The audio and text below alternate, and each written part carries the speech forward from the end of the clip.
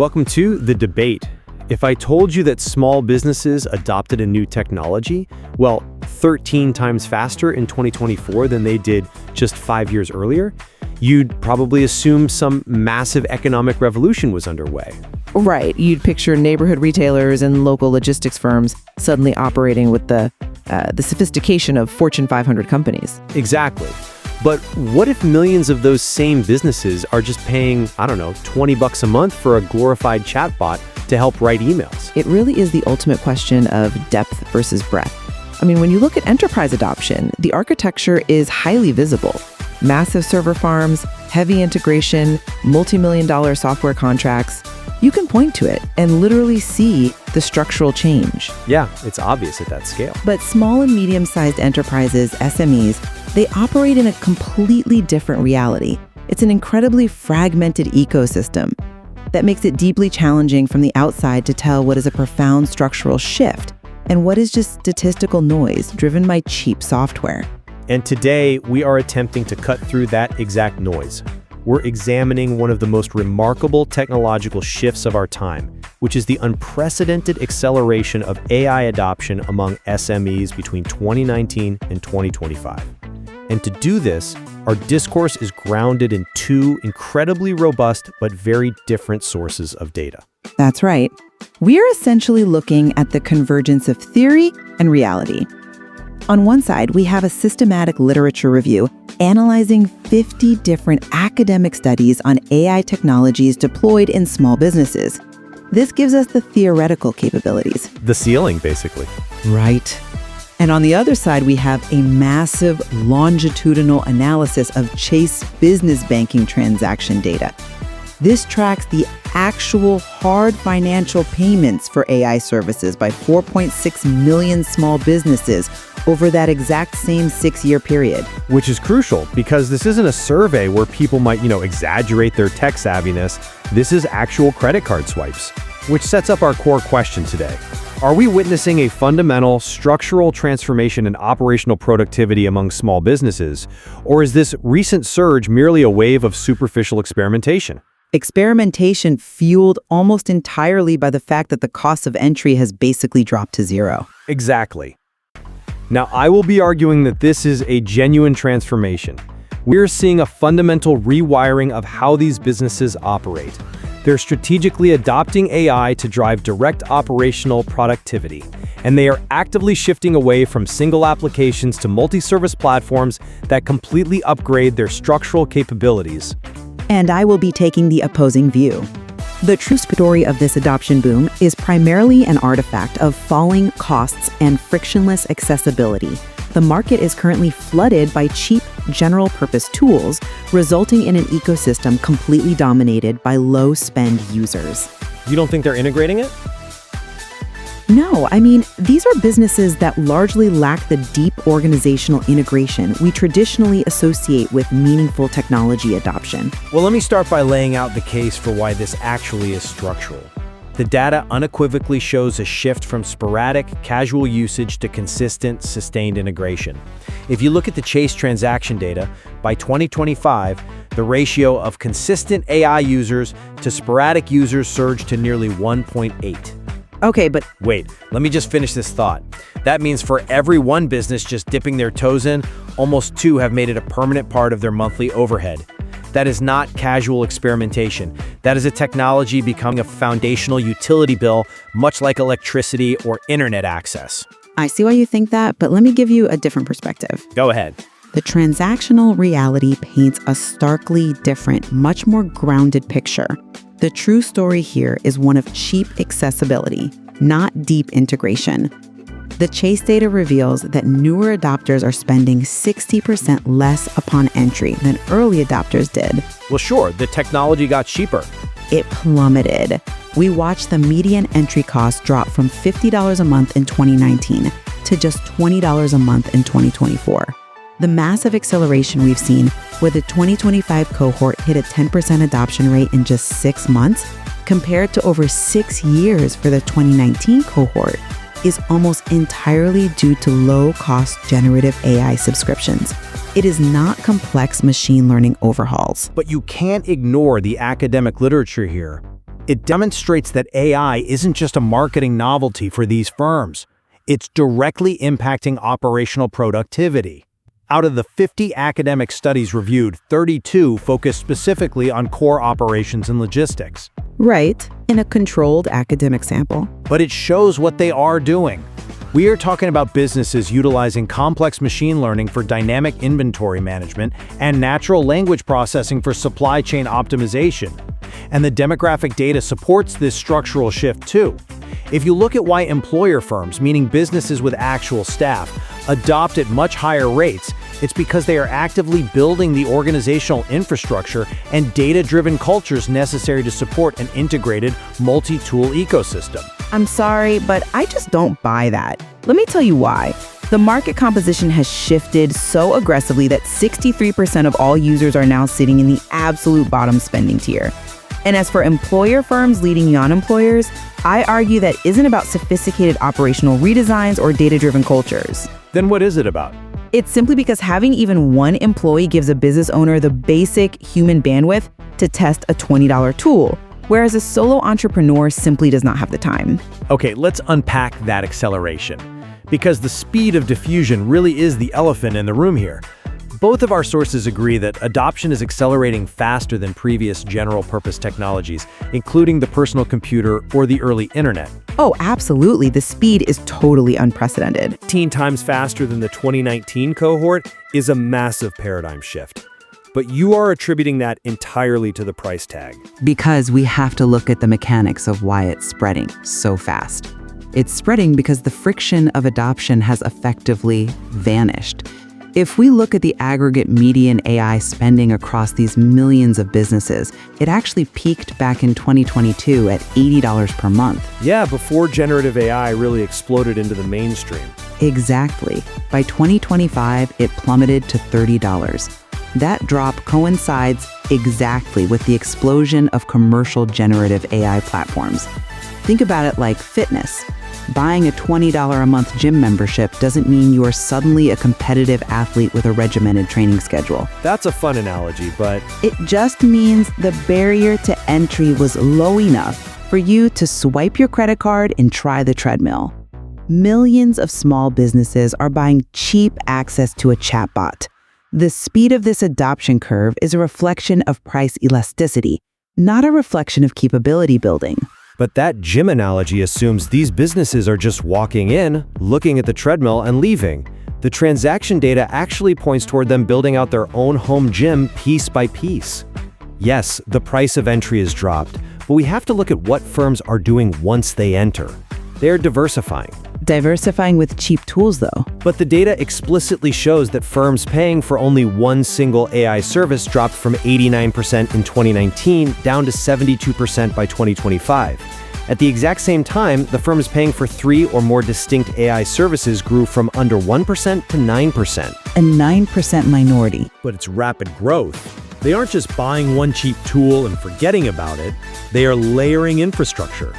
They might buy a generative AI subscription for drafting communications, sure, but they are combining it with AI-driven customer relationship management software and maybe an automated marketing platform. I come at it from a different way. Well, think about it. This diversification of services acts like a central nervous system for a small business, connecting different functions. That is empirical proof of capability building, not just swiping a card for a gimmick. Wait, if they were truly building out a sophisticated multi-tool nervous system, as you call it, we would expect to see aggregate spending rise as they bolted on these new capabilities.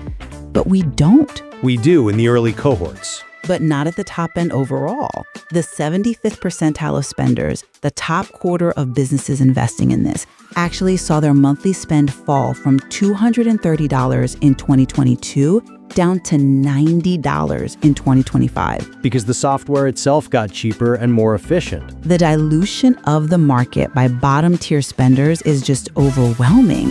63% of the market is firmly in that bottom tier now. You are talking about a sophisticated nervous system, but the vast majority of these businesses are paying less than they do for their monthly coffee budget. But market dilution doesn't erase the deep integration happening in the background. It just masks it in the aggregate averages. When 3 million people suddenly buy a $20 tool, of course the median average plummets. Right, it skews the math. But look at the early adopters, the ones who entered in 2019 and 2021. They didn't lower their spending. The 2019 cohort actually grew their spending to roughly $90 a month by 2025, which is an 80% increase from their starting point. They are the ones who have matured their capabilities. Okay, that's a fair point about the early cohort. And this moves us perfectly into analyzing the direct impact on operational productivity. Because the natural question is, what are they actually building? The academic literature is quite specific about how these technologies function inside a small business, and it is far more complex than just drafting polite emails. Which is exactly where I think the academic theory totally disconnects from the transactional reality. But go ahead, walk me through what the academics say they're doing. Well, the literature highlights the use of specialized machine learning techniques. For example, ensemble learning methods, like XGBoost. Now, for our listeners who aren't data scientists, ensemble learning essentially means combining several different prediction models to get one highly accurate result. Okay. Think about a regional logistics company or a mid-sized local bakery. Instead of a manager guessing how much inventory they need next week, they are using these tools to analyze historical sales data, local weather patterns, and supply chain delays all at once to dynamically forecast exact inventory needs. That's a compelling argument, but have you considered how rare that actually is? It's not just inventory. The studies also highlight businesses using deep learning neural networks to assess the creditworthiness of their clients before extending payment terms, or using advanced natural language processing to manage complex 24/7 semantic customer support. This is heavy operational lifting. AI is actively optimizing their core business functions. That is a direct impact on operational productivity. Let's unpack that, because you just described some fascinating engineering problems. Using XGBoost to predict supply chain bottlenecks, or running neural networks for credit risk, that is incredibly sophisticated. But we have to acknowledge the sheer disparity between the academic sample and the 4.6 million businesses in the Chase data. They're different data sets, yes, but they inform each other. Barely. The academic literature focuses on these deep learning and predictive maintenance models because those make for great research papers, but they do not align with the transactional reality for the masses. The transaction data shows a massive compositional shift specifically toward general-purpose generative AI. But that general-purpose AI is still driving productivity. Not structural productivity. That highly sophisticated operational productivity you're talking about, the dynamic inventory forecasting, the credit assessments, that is isolated to that very small cohort of early 2019 to 2021 adopters.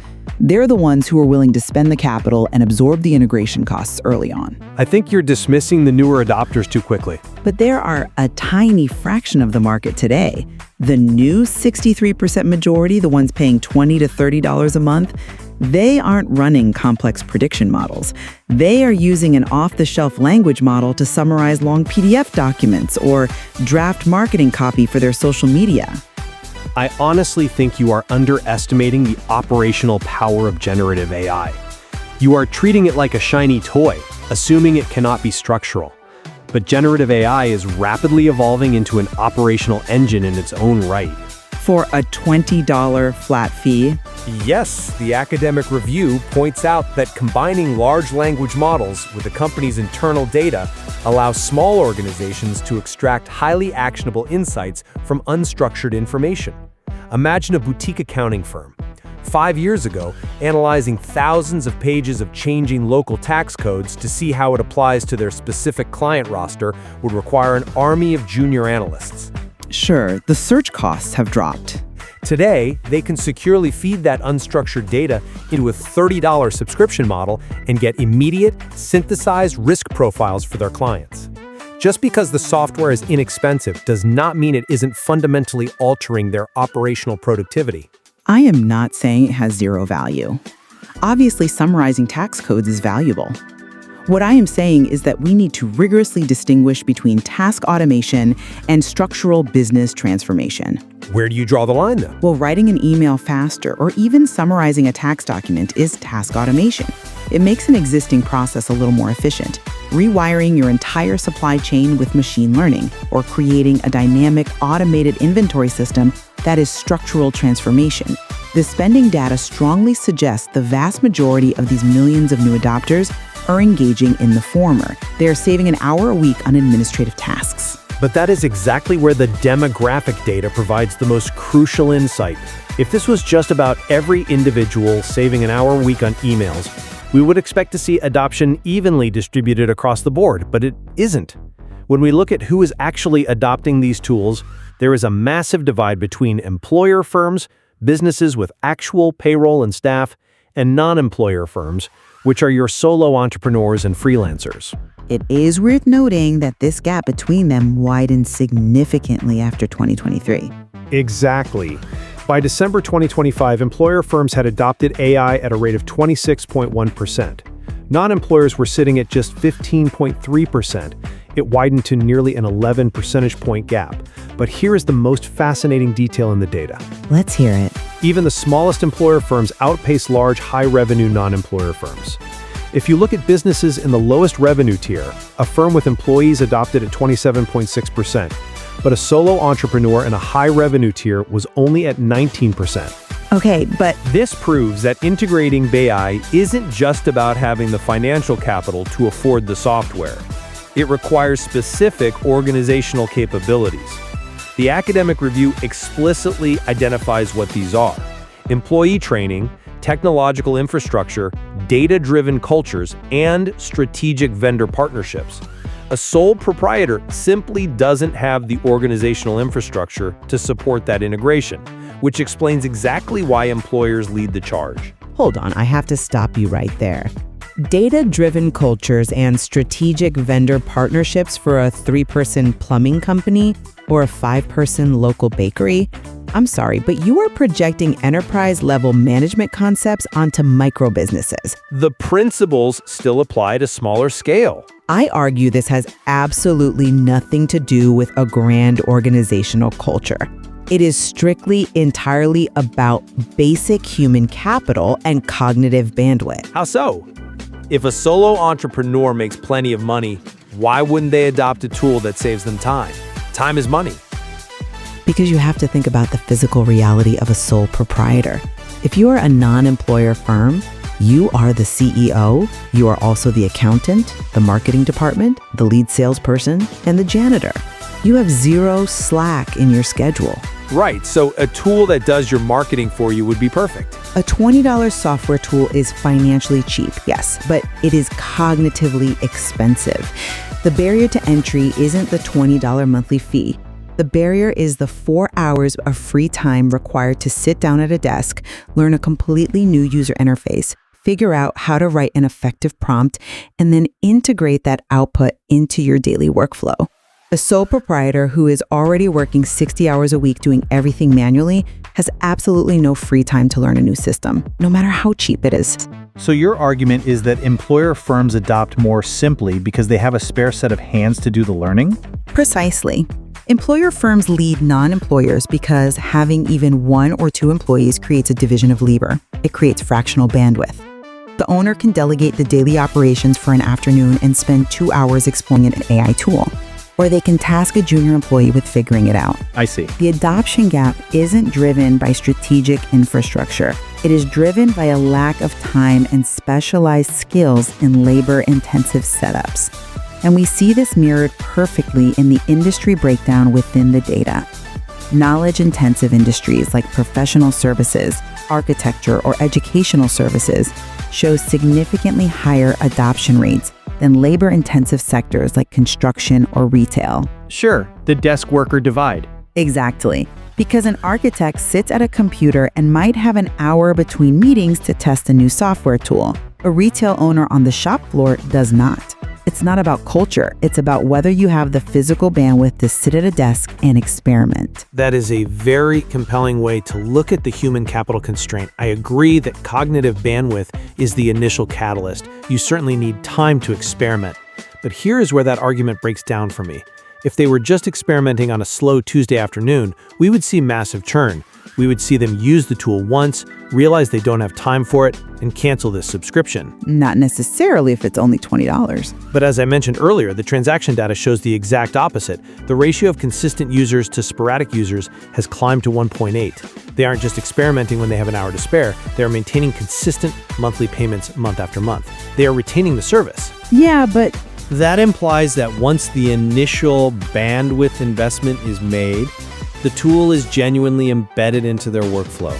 The employees are being trained to use it continually. That is organizational infrastructure, even if it is on a micro scale. But what are they retaining? They are maintaining a $30 payment. Consistent retention of a very cheap general purpose tool still points more to low-risk convenience than structural transformation. Convenience is the first step to transformation. Look at it this way. If a small firm keeps paying for a basic graphic design software subscription every month so they can make quick flyers, we don't call that a structural transformation of their visual capabilities. It's just a handy, cheap tool they keep around because it occasionally saves them time.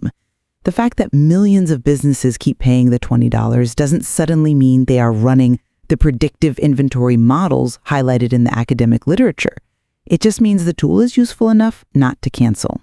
But again, you are isolating that $20 generative AI tool as if it exists in a total vacuum. We already established that single tool users are dropping, down to 72%, while multi-tool users are steadily rising. It's still a vast majority using single tools. For now. But when a firm takes a generative AI subscription for customer communication and combines it with a machine learning-driven CRM for sales forecasting, the whole becomes significantly greater than the sum of its parts. The academic studies show that this combination directly optimizes decision-making and enhances customer interactions. The value optimization methods they use, tracking key performance indicators, actively improving customer satisfaction metrics, these are sophisticated management techniques being applied to very cheap tools. Yes, the low cost of the software is what democratizes access, but the operational leverage they are extracting from it is profound. They are operating above their weight class because the technology acts as a multiplier. I certainly don't disagree that there is operational leverage to be had. AI absolutely is a multiplier. But as analysts, we must be rigorous about what the data actually represents for the median small business right now, today. Which is why looking at the transactional data is so important. Right. The academic literature gives us a beautiful roadmap of what is possible. It shows us the absolute ceiling of SME AI integration. But the Chase transaction data grounds us in what is probable. It shows us the floor.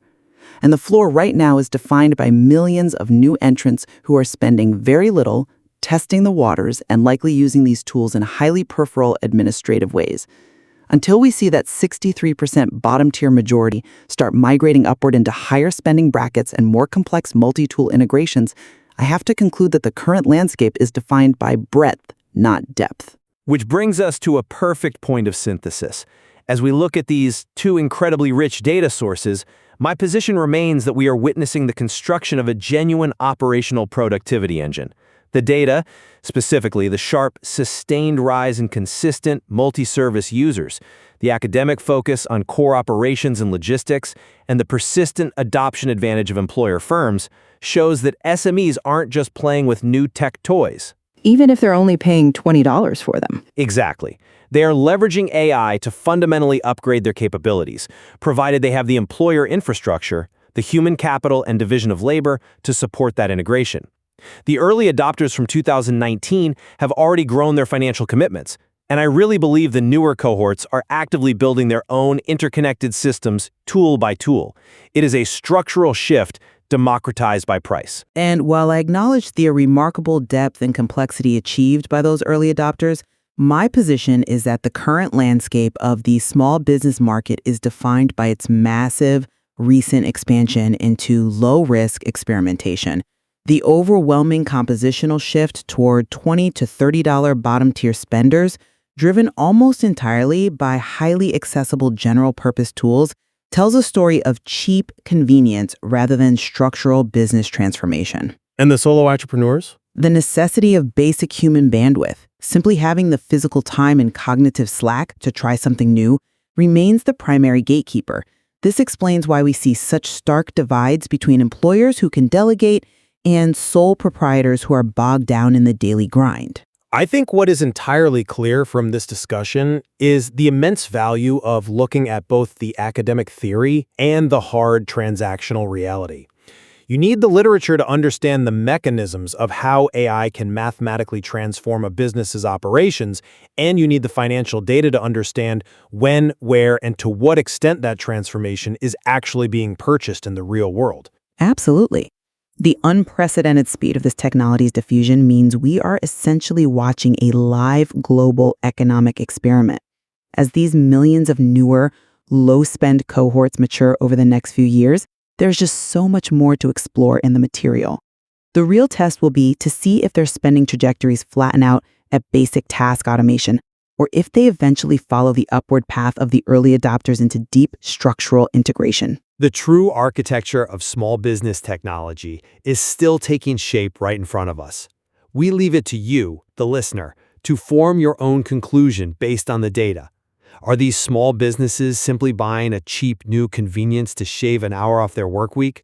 Or are they quietly, profoundly building the infrastructure of tomorrow? Thank you for joining us.